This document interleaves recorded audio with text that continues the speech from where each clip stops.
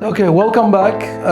Pillar number 3, the division of labor in society.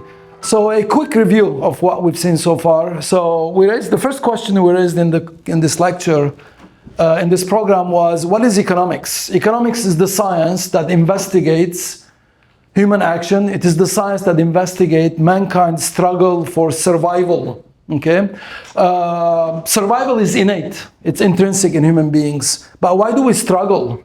We struggle because of the scarcities, the external scarcities, and the internal, the human scarcities that we have, right? The most important scarcity is time. Human beings are mortal, so we have limited amount of time.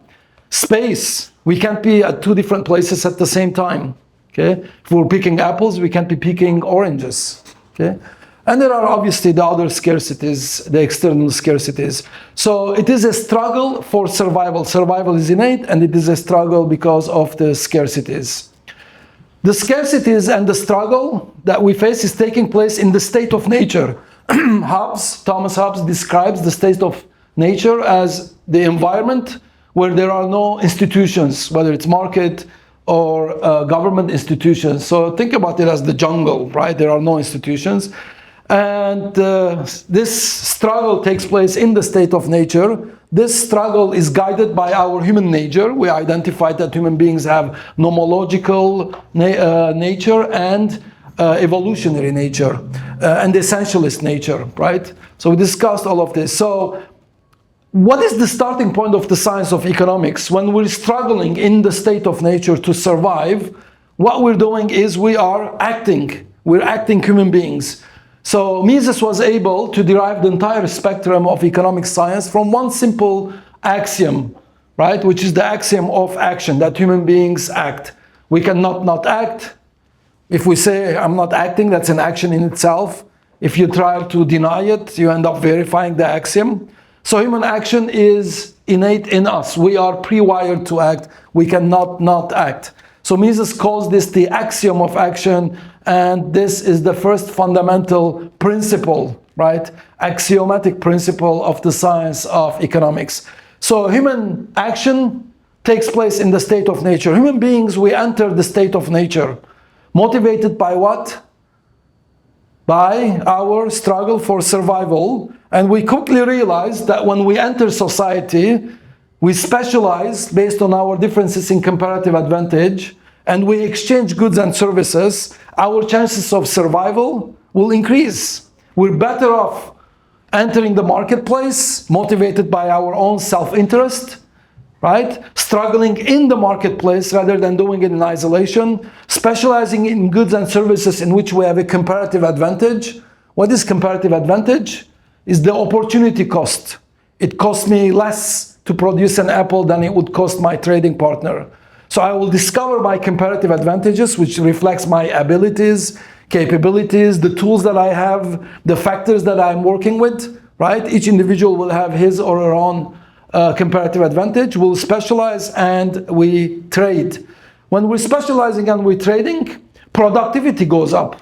Because when you do a certain task, right, over and over, you become better at it. You specialize in it, you become better at the production of that particular good or service. So productivity increases, right, and civilization progresses. We have prosperity. Now, also there are social benefits. So there are the division of labor, which is the topic of this pillar number 3. The division of labor also has social benefits. Right? It's not only the economic benefits. We're not only becoming more efficient, we're producing more apples and more oranges because of specialization, but also the division of labor is the glue that binds society. It brings us together. We become more and more interdependent. We become interconnected. Since the Industrial Revolution, human beings have become more and more interconnected and interdependent. Hopefully that will reduce conflict. Each individual will become an integral part of society. Let's talk about the social benefits. I would like to bring up sociologist Émile Durkheim. He has a book called The Division of Labor in Society. He mostly focuses on the benefits, the social benefits of the division of labor. What is the division of labor? Is specializing in a task and getting deeper and deeper into that task, right? Obviously, specialization is becoming deeper and deeper over time. Durkheim argues that the division of labor leads to social solidarity, right? It brings us together. He also argues that it enhances the relationship between the individual and society. So you become an important part of society. And obviously, the deeper the division of labor, the more interconnected, interdependent we are. Durkheim identifies two major types of the division of labor. One, he calls it the shallow, minimal division of labor at the family level, tribal level. This division of labor, or this integration, interconnectedness, is based on a belief system, an ideology, a mindset, culture. Think about your tribe, your people, extended family, neighbors, and things like that. So I call this tribal solidarity. Durkheim also identifies another type of a division of labor, which is in more advanced societies where there is a deeper division of labor. He calls it, this is the environment where we have high division of labor, and he calls it the catalectic order that emerges, right? So in your family, the division of labor is limited to along sexual lines. That's the first original division of labor. Along family line, the kids would do a task, the spouses would take different tasks. But when society grows, it gets more complex, more industrialized, then division of labor takes place at the bigger scale, which we call it the catalaxy. Catalaxy is the environment where order emerges outside of your household.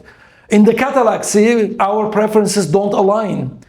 We come from different backgrounds, different ideologies, different religion, right? So that's the beauty of the science of economics, that brings human beings together from various backgrounds. Sometimes we don't like one another, sometimes we don't trust one another, but the division of labor is the glue that binds society together, not only at the family level, but at the catalectic level, which is the environment outside your household. So as societies grew, obviously we shifted from tribal solidarity into the catalectic solidarity, and obviously comparative advantage, which we're going to talk about shortly, is the variable that brings us together. It's our opportunity costs. We have different opportunity costs with regard to the production of goods and services, and that difference in aptitudes, right? The factors of production that are available, whether it's technology, land, labor, skilled labor, unskilled labor, right? So all these tools that we have will bring us into a situation where we would have a relative lower opportunity cost. That means we have a comparative advantage in that good or service. So obviously this comparative advantage is foundational for societal solidarity outside of your household. Durkheim also argues that if the division of labor breaks down, right? If the division of labor breaks down, then we get into a state of anomie. Think about a village, right? If I'm producing apples, you're producing apples, he's producing apples, there's no division of labor, so there are no benefits. You're not providing me something that I would benefit. There is no need for exchange. So in that environment, all I'm thinking is what? Conquest. I want to take over your land. I want to take over your house. You don't benefit me. But since the Industrial Revolution, the division of labor got so deep that there are no benefits. It would be myopic benefit for me to take over your land.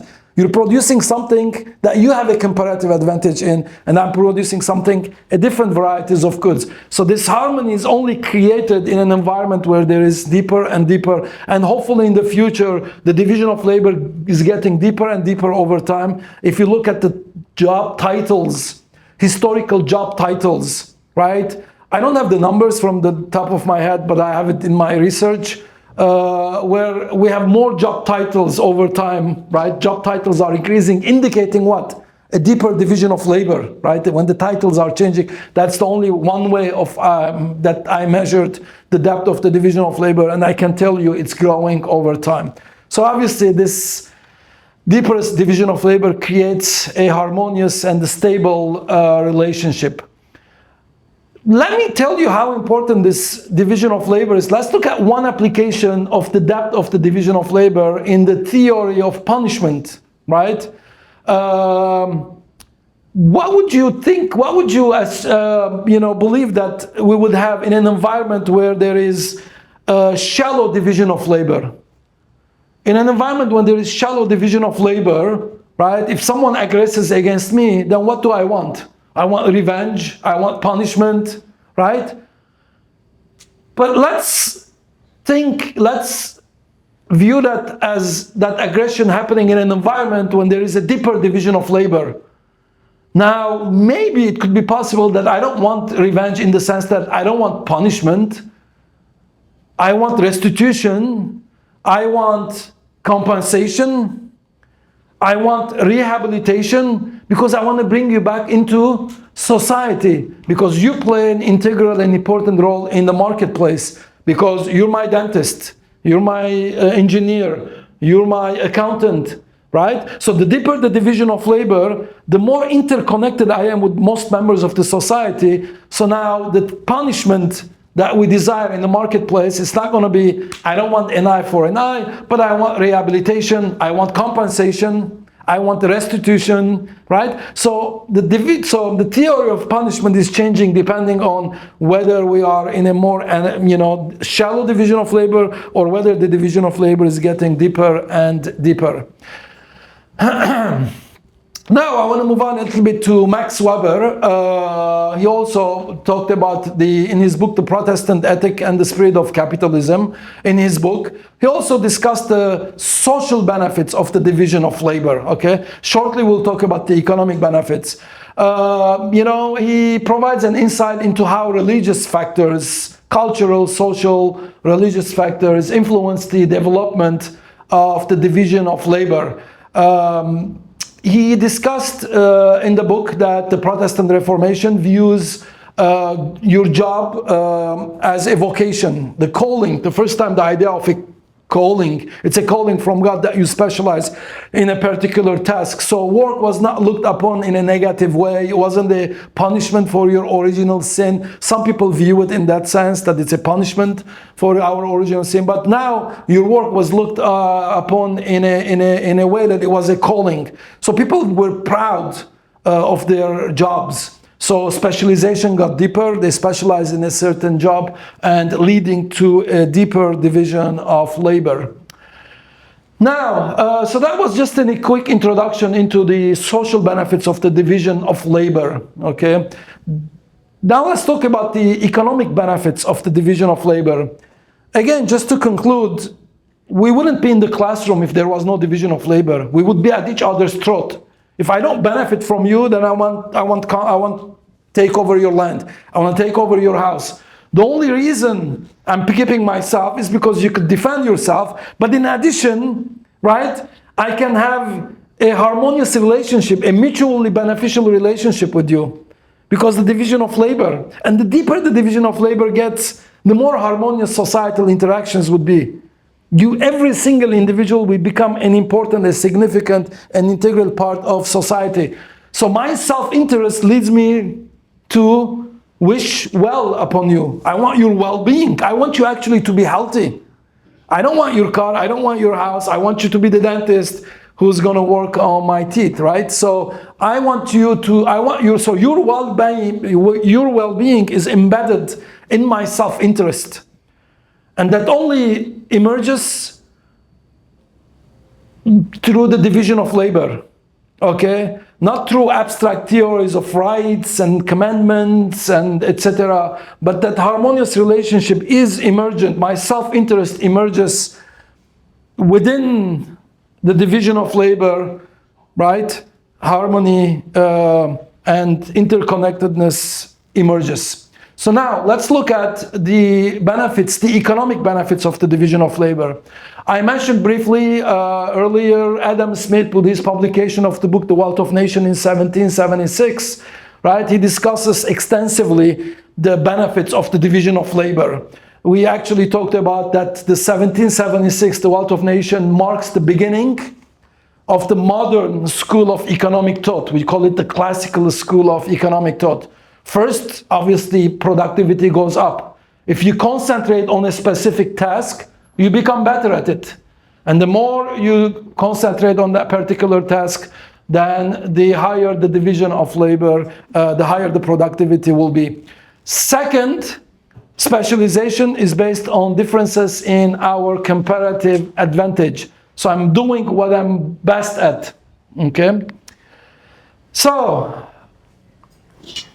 comparative advantage is defined when an individual has a lower opportunity cost in the production of a good or a service than his or her trading partner.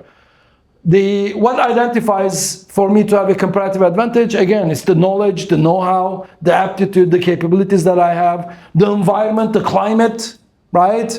So are determining factors of comparative advantage. It is also important to differentiate what we call an absolute advantage. What is absolute advantage? Absolute advantage is a situation where I'm more productive than you. Think about apples and oranges. Let's assume it takes me less time. It takes me 1 hour to produce 10 apples. It takes me 1 hour to produce 10 bananas.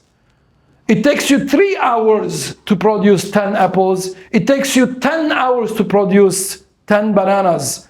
So I have the absolute advantage. I'm more productive than you. In 1 hour, I'm producing more apples and more bananas than you. That's absolute advantage. So the question I have for you, should I trade with you? If I'm better than you at producing apples, of course you should. So the question is, I should trade with you because trade is not based on differences in absolute advantage. Trade is based on differences in comparative advantage. It might sound counterintuitive, right? At the beginning, you think about it, I'm better than you, I'm more productive than you at producing apples and oranges. Why should I trade with you? We're going to find out that trade is based, the beauty of the science of economics is that when something is counterintuitive, right, we expose the reality, the truth, the inner workings of the marketplace. And I would like to do that with an illustration of an example. Let's say there are two people, Adam and Eve, in the marketplace, okay? Let's say the numbers here in the matrix represents the numbers of apples produced.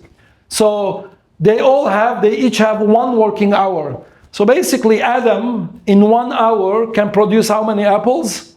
2. Adam in 1 hour can produce 8 bananas. 8 bananas. Eve in 1 hour will produce how many apples? 6 apples. 6 apples. And Eve in 1 hour could produce 12 bananas. 12 bananas. So Eve is producing in 1 hour more apples than Adam. Eve in 1 hour is producing more bananas than Adam. So Eve is more productive.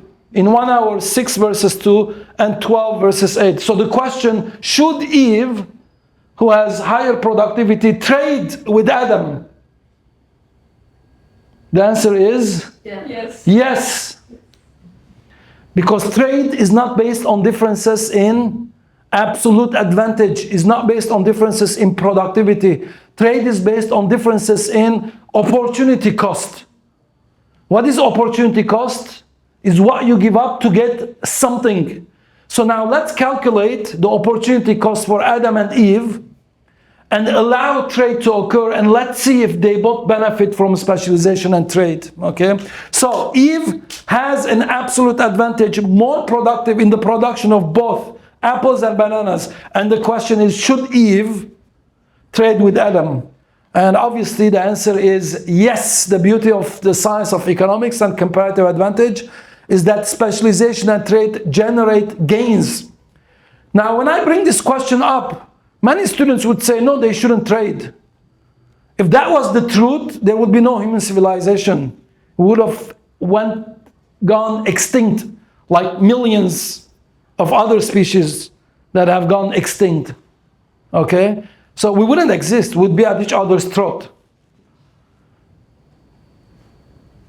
Because trade binds us together. Okay? This is the catallaxy. I don't know most of you, I don't know some students, but I don't know your background, your religion, your culture, your preferences, your ideology, your norm, right? Your views regarding the death penalty, abortion, etc., right? But what binds me to you is the division of labor. I'm giving you lectures in economics and giving you, your services in return, accounting services, lawyering services, etc. So it's an exchange that's taking place in the marketplace. So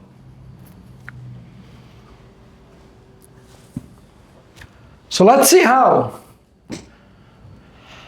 So let's derive the opportunity cost.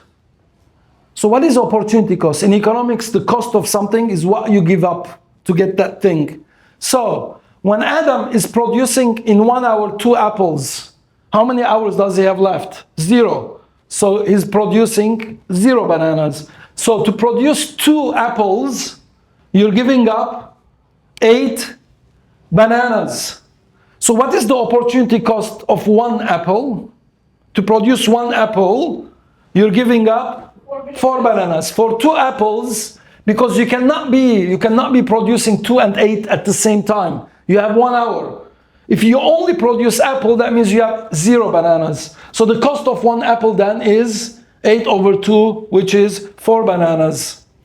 How about if Adam decides to only produce bananas in 1 hour? He has one. He's going to produce 8 bananas and 0 apples. So what is the opportunity cost of 1 banana? It is 1 over 4 apples. So to produce 1 banana, you're giving up a quarter of an apple. If we do this again for Eve to produce 6 apples, if you want to produce 6 hours in 1 hour, you're giving up 12 bananas. To produce 1 apple, you have to give up 2 bananas. And if Eve is producing 12 bananas, Eve has to give up 6 apples, right? So that means to produce 1 banana, Eve is giving up half an apple. That's how we derive the matrix for opportunity cost. Okay? So the first one was productivity, but trade is not based on productivity. As a matter of fact, David Ricardo, the founder of Comparative Advantage, Classical School of Economic Thought, he was imprisoned because he showed an example like this. And they said, no, England should not trade with the rest of continental Europe. England is better at producing apples and bananas. And what happened is that they had tariffs.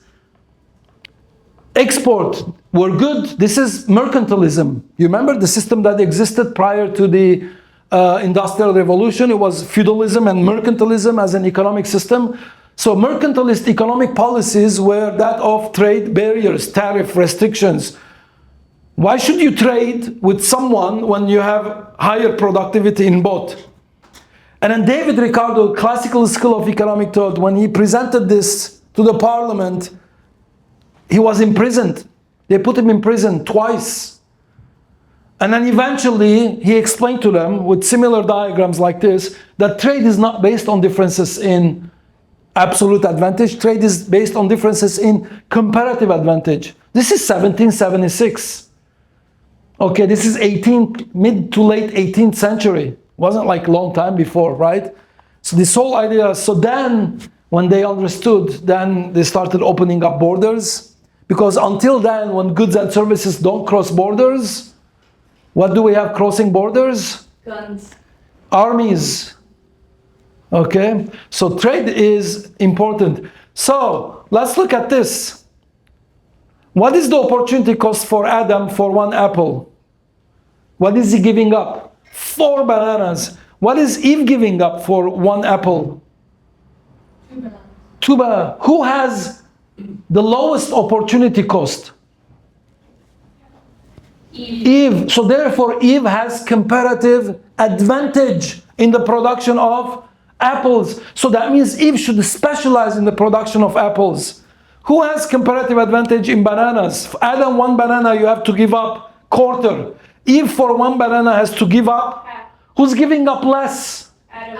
Adam. So Adam has comparative advantage in bananas. That means when you open up the borders, Eve specializes in the production of apples and Adam will specialize in the production of bananas, and they do what? They trade. Rather than staying in autarky, which is the equilibrium in isolation, when they trade, it's mutually beneficial. Magic happens when you trade, when you specialize and trade. And this is what's happening. So I want to compare the autarkic equilibrium and equilibrium under trade. In autarky, in isolation, let's assume they both like apples and bananas, right? So assume you divide the day into half. Half an hour, you produce 1 apple because in 1 hour it was 2. Now you're specializing incompletely. You're spending half of the time producing apples. So in 1 hour, in half hour would be 1. In 1 hour it was 8, but you dedicate the half remaining hours to producing banana, you have 4. So now you spend all your 1 hour, you have 1 apple and 4 bananas. Eve, in autarky, without, right? Eve wakes up in the morning, she has 1 hour working time. She divides the 1 hour into 2 halves. Half hour she produces 3 apples. It was 6 in 1 hour, but half is 3. 12 in 1, half of it is 6. So this is the outcome. So if you look in the world, let's assume Adam and Eve represent planet Earth, the world. So the total world apple production is 1 plus 3, it is 4. And the total world production bananas is 4 bananas plus 6, which is 10. So this is no trade is happening, no specialization. So what I would like to do is I would like to compare this outcome with the outcome of specialization and trade. If these numbers, both of them go up, I have shown that trade based on differences in comparative advantage is mutually beneficial. Okay?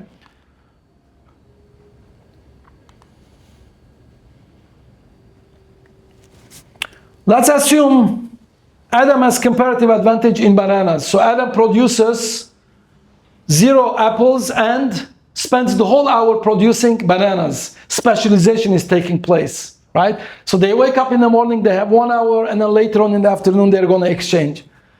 Eve wakes up in the morning, she incompletely specializes. The real world is that you still produce some of the goods and the services that you desire. You don't want to be completely dependent on your trading partner, right? So Eve decides to, incompletely specialize. Eve has comparative advantage in apples. So she spends what? 45 minutes producing apples, which is 4.5 apples. She's got how many minutes left?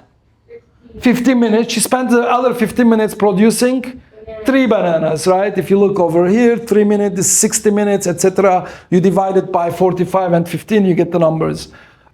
So let's look quickly at this. What happened to the world production of apple? 0 and 4.5. I have 4.5. What was it in an autarkic world? In isolation, total production was 4. So we already see that specialization and trade, we're able to consume outside of our production possibility frontier. Total bananas, 8 plus 3 is 11, which is higher than the isolation autarkic output levels.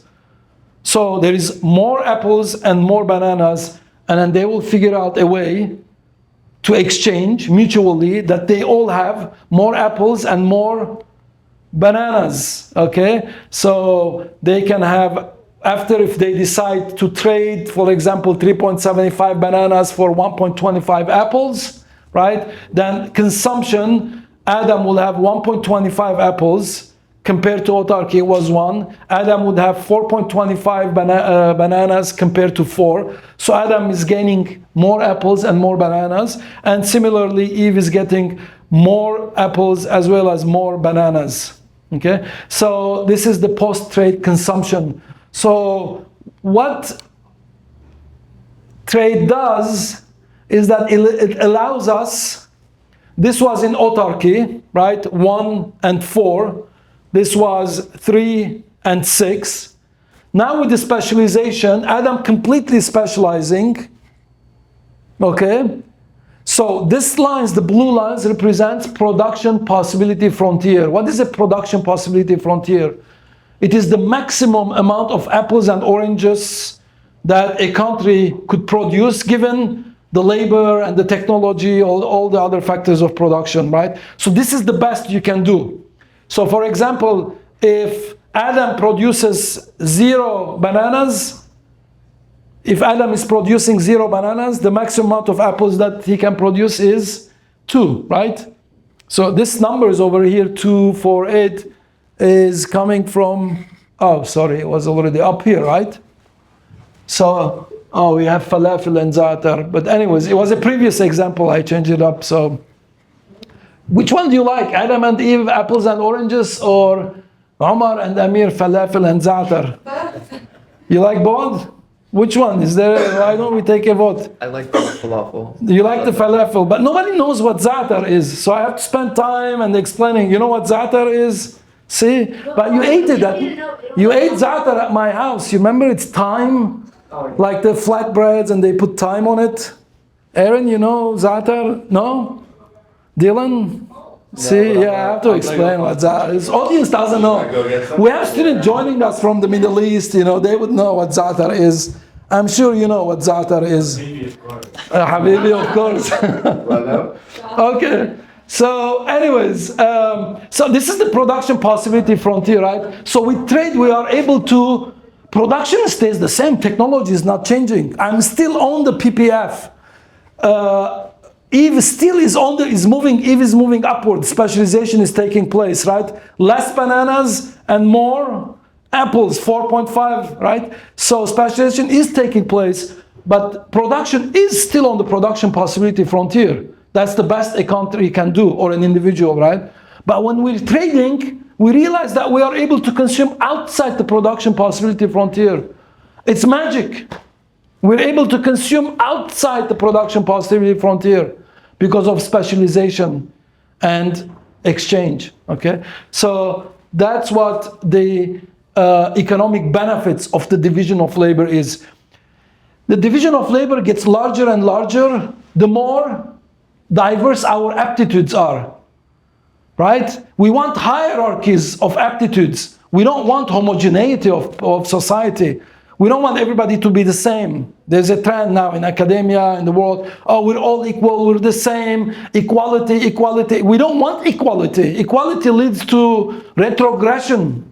We want inequalities. The larger the inequality, the disparities in our aptitudes, the more integrated and harmonious societal interactions would be. I want diversity in the truest sense, right? Not just the philosophy, but in the real world. So inequality is diverse. That's what diversity is. You want diversity, so you should then embrace inequality. Okay, it's contradictory to say we want diversity, but at the same time claim that you want equality. So just to sum up, the division of labor allows people to become more and more prosperous and have a vested interest in each other's well-being. You know how important that is? That's what binds society together. Our self-interest, right, embedded in our self-interest is your well-being. So leading to more prosperity, reducing conflict. The more diverse and disparate our capabilities are, the greater the potential for catalectic harmony to emerge. Okay? So what we did in this lecture, we talked about the division of labor. Human beings, we enter society. The only reason I'm in the classroom because of the benefits of the division of labor, right? So we discussed briefly, we introduced the social benefits of the division of labor via Durkheim and Weber, right? And we also introduced Adam Smith and David Ricardo, the law of absolute advantage and the comparative advantage. And I've shown you the benefits, the economic benefits, the efficiency benefits of the division of labor. I can't emphasize how important this lecture is. The division of labor is what brings us together, is what I call society. Okay, a market society is founded on the division of labor, and hopefully the deeper it gets, and it's getting deeper and deeper and deeper, then each individual will become a very integral part of society. You would have a voice, you will have your unique place in the marketplace. You're never replaceable. And then harmony emerges from the depth of the division of labor. So that's the end. Let's take a 10-minute break, 5-10 minutes break, and then I would like to continue with the next topic. Okay, thank you.